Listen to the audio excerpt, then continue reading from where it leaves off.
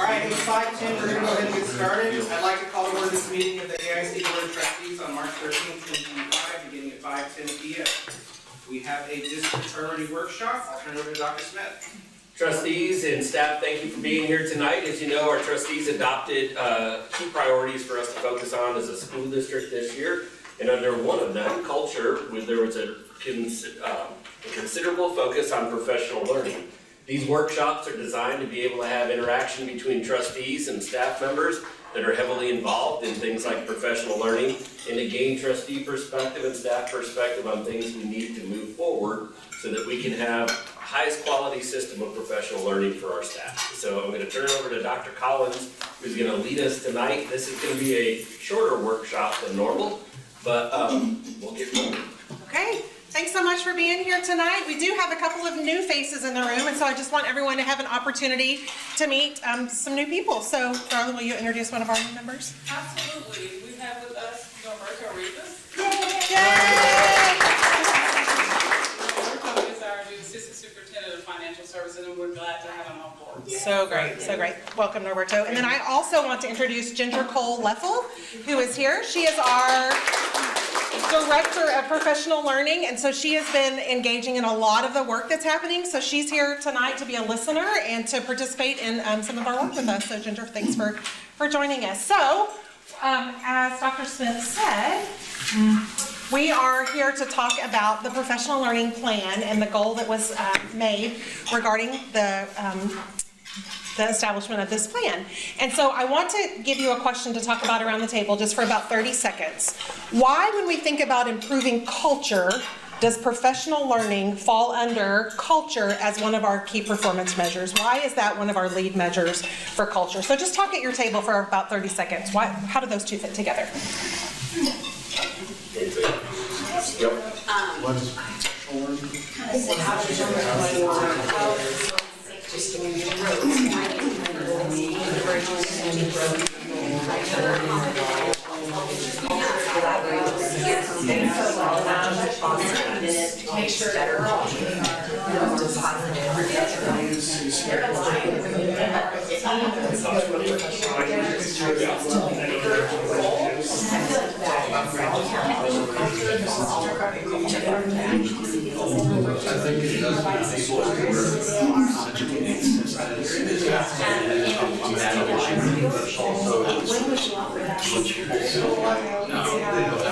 Right, about 5 more seconds.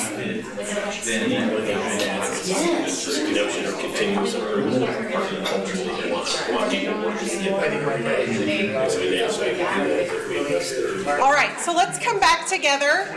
Let's just do a couple of shout outs from around the room. What is the connection between improving our culture and the idea of a professional learning plan? How do those things match together?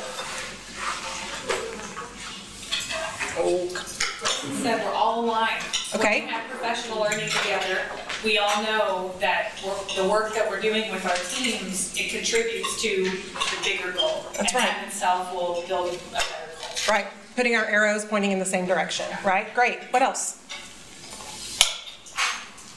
You said that when you have the avenue to be able to advance your skills, whether it's teaching or any other industry, that you have opportunities to grow those skills and then be evaluated, get feedback on those skills to make you better.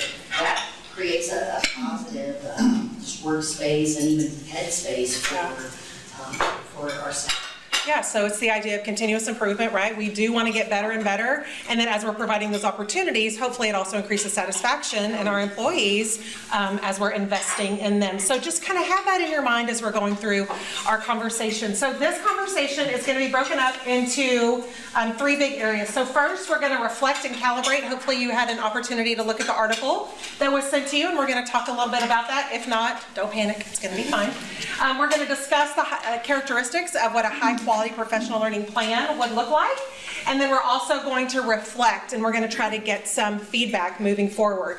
So hopefully you had an opportunity to look at the article that was shared with you. If not, it will be fine. But in the center of your table, you have an envelope, and in the envelope are some strips of paper. And I'm only going to give you about 2 minutes to do this. We're not going to take a ton of time.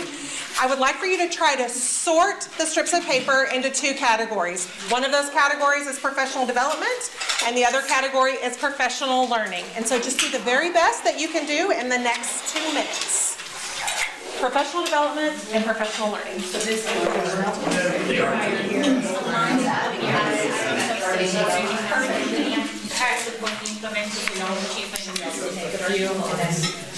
All right. So even if you're not finished, it's okay. I'm going to ask you to push pause in your conversation. I know some of you are all about did we get the right answer or not, so I'm going to put them up. But it's not really about the right answers or the wrong answers. But for those of you who need that, there it is. It's about the conversation. So in your conversations, what's the big idea about a differentiation in professional development and professional learning? What was the big takeaway from the article, or what do you see in the 2 different categories there? Everybody's looking at the right answers. Mm-hmm. Yeah, we gotta check our work. I guess so.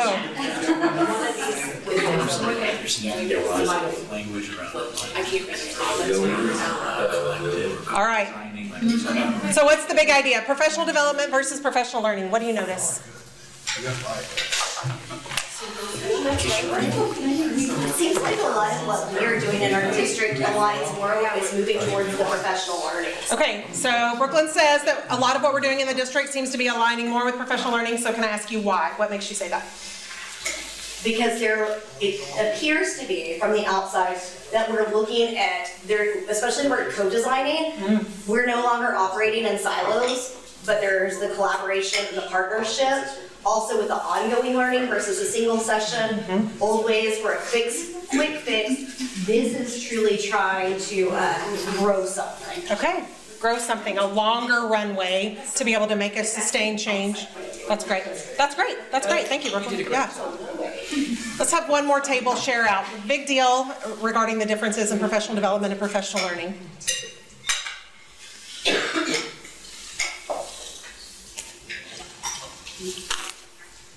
Our table will be glad to share. Oh, thanks, Dr. Smith. It's not about a quick fix, it's about an arc of learning that we need to have to get where we need to go. So it's ongoing, job embedded, high quality, aligned to standards, so that it's not just, hey, I'll do this and put the binder on the shelf. It's, I'll do this, and then next month I'll do this, and next month I'll do this. So it's a continuous building upon a better system overall. Like a learning trajectory, right? We know where we're headed, and these are going to be the steps that we take to get there. And so I'm glad that Brooklyn shared her ideas about what she's heard in our system. And one of the things that we've been talking a lot about this year is the idea of the instructional core. And I've heard principals and teachers say there is no doubt that this is the focus in the system, because every time we come together, this is what we're talking about. And so I think that that idea of knowing what we're working on, knowing what we're trying to improve, that is so important in the system. And it's been encouraging as we've brought principals together to have academic conversations, hearing them talk about the work that's happening on their campus. So it's not just what the teaching and learning team would like to see happen, but it's also what our principals want to see happening in classrooms. But one of the things that's important as we think about instructional core is the knowledge and skill of the teacher. And so we know that people improvement is important as we try to improve outcomes for students, because when knowledge and skill of the teacher improves, then student engagement is also going to improve, and what they know and understand about content is going to improve. And so that's where that investment really comes in. And then when we walk into classrooms, we look at what is the task that students are actually doing. What is it that we know that they can do based on that? So this is a graphic that may be new to you, or it may be something that you've seen before. It is from an organization called Learning Forward, and it is the Professional Learning Standards graphic. If, after being a part of this learning today, you want to know more about it, I can send you a website where you can click into each one of those cards and learn a little bit about it. But I'm going to show you a quote that has some important pieces as we think about professional learning. So the idea of professional learning is that it's a sustained effort over time, right? As Dr. Smith was saying, we have this arc and we know where we're headed and we know where we're going. Thinking about individual and collective change. So what do I need to do as an individual to grow in the system? But then what do we need to be working on together to improve outcomes as well? The idea of periodic assessment. So we're going to be checking in over time. I'm going to learn a little bit and I'm going to do a little bit and I'm going to learn a little bit and I'm going to do a little bit. And so how do I know that I'm making growth? And then thinking about what learning is still required. Because if I want to get better at something, I'm going to need an input. I'm going to need some new learning. And so whether that comes from a coaching session or it comes from a book study, professional learning is going to be aligned to the work that I'm doing. So these are some of the big things that the committee had in mind as we were building our instructional calendar this year. So thank you, trustees, for approving this instructional calendar that really puts a focus on opportunities for professional learning. And so you'll see here on this calendar that we have 5 days with the big red box around them. And these are days that are built into the calendar for our employees to be able to grow. And I think it's important for us to remember that we don't want to have a one-size-fits-all. So it is not the goal that on these 5 days, everybody's coming to a big auditorium and getting the same thing. Or that we're pushing out a professional learning opportunity that we're going to ask all principals to do exactly the same. It's about having opportunities to grow as you need to grow.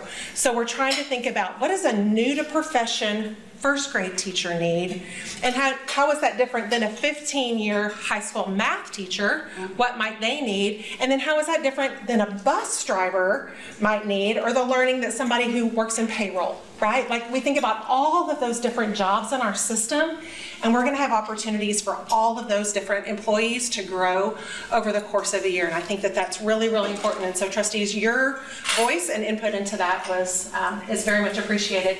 And we said that it's a little bit like, I'm going to go back like percolating a cup of coffee, right? So we're going to learn a little, do a little, learn a little, do a little, and then over the course of the year, we're going to have a beautiful cup of coffee at the end.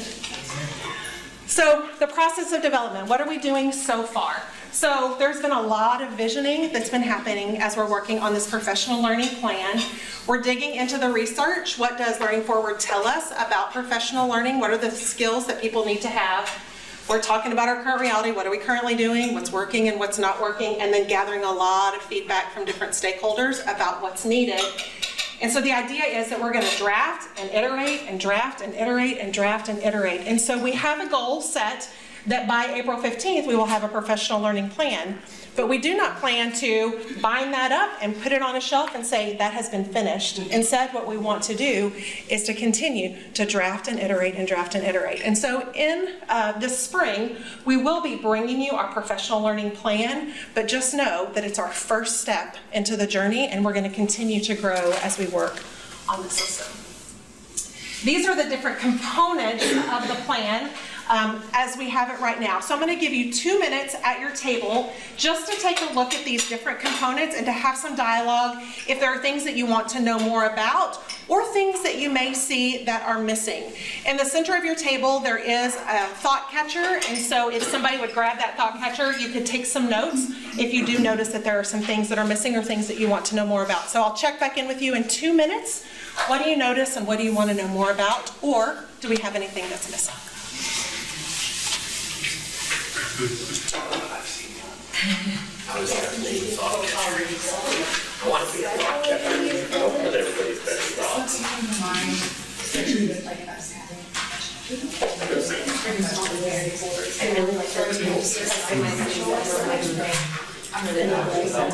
All right, do we have a table that would be willing to share out some of the conversation that you had about the components that you see here of our professional learning plan? It could be a question that you had or something that you noticed or wonder about. We have a wondering. Okay. Will principals have the autonomy to differentiate some of the PD on those PD learning opportunities?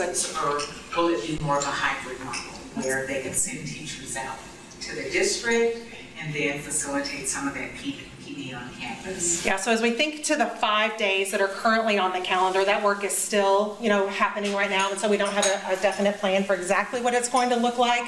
But I don't anticipate that we're going to say, this day is a district day, and so OSL, you guys go plan the district day, this day is a campus day, principals, you go figure out what you're gonna do with your staff on that day. Instead, I think it's probably gonna be a little bit more fluid. So we're gonna bring maybe Java-like teams together to have a little bit of learning, and then they're gonna go back to their campus and talk about what it could look like, and then maybe even some time in their classroom so that they could begin to implement the very next day with students, right? So I think we have to think differently rather than the traditional campus day versus district day. What is gonna make the most sense as teachers and other staff members learn a little, do a little, learn a little, do a little. And we've gotta give them time to implement, otherwise it's just adding to the binder on the shelf, right? Yeah. Which is not what we wanna have. So that's a great one, Doreen. Yes? No. Okay, so no, I think ours actually ties really well to what you just said. Great. Our wondering was, how will we balance for the Reading Academy teachers that this idea of, I'm going to take off and go do Reading Academy, but then how do I implement it? What does the time look like for it, and what is the connection from what I'm learning here to what we're doing in our district? Yeah, and I think that that's super important. We have to always be thinking back to how does it connect to the changes that we want to see happening for our students and in our classrooms. Yeah. David? Yeah, and so from a lot of this relies, the thing I'm most excited about is embedded opportunities to learn and grow. Yeah. And practice what you learn. What are we doing to shift our budget to support that kind of professional learning? Yeah. More coaching and embedded supports. Yeah, I think that that's a great question, and I think that we're still talking about exactly what that's going to look like in our budget, and I think a lot of it's going to be determined by what are the outcomes that we want to see for each of the different roles in our system. So I do anticipate that there will be an impact. I don't know that we know yet exactly what that's going to look like, but we will by June, right? We will. That's great. So I think something else that's interesting to think about, so the calendar came out, and everyone got really excited about the calendar, and everyone has a lot of big ideas about what we could do on those days, right? And so, I'm just gonna say something that I heard a leader say a long time ago: we can do anything that we wanna do on those days, we can't do everything that we wanna do on those days, and so we're gonna have to prioritize and work together as a group of stakeholders to try to figure out exactly what's gonna have the biggest impact as we move forward. So I think it's gonna be interesting to see. As we consider these components, I think it's also interesting for our trustees to hear that we've already engaged in some work regarding our curriculum management audit. Our team has already had some professional learning, and we know what the auditors are looking for. And so some of these components and some of this work is already aligned to what we know the audit is going to tell us about our system with where we need to improve. And so I think that that is something good for us to think about. It's like we've got a step ahead before we even have those audit results. So I think that's going to be great. All right, so on your thought catcher, you have this question. So what else should the team consider as we develop the professional learning plan to more powerfully shift Arlington towards being a learning system focused on growth and improvement? And so I'm going to give you 2 more minutes as a table, and if somebody at your table will actually capture some of the thoughts and ideas, it will be helpful to our team moving forward. Thought catcher, so 2 minutes. You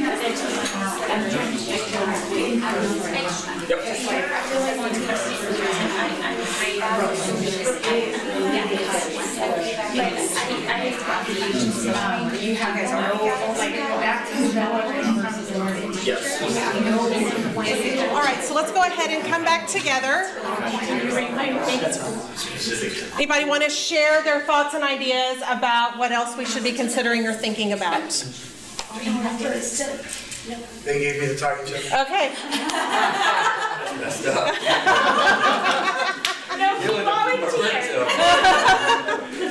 So our thought process had to do with gathering feedback from teachers, from stakeholders, and actually finding a way to respond to it, both good and bad, by evaluating what's working, what's not working, to be able to move forward and kind of grow. That's great. Good job.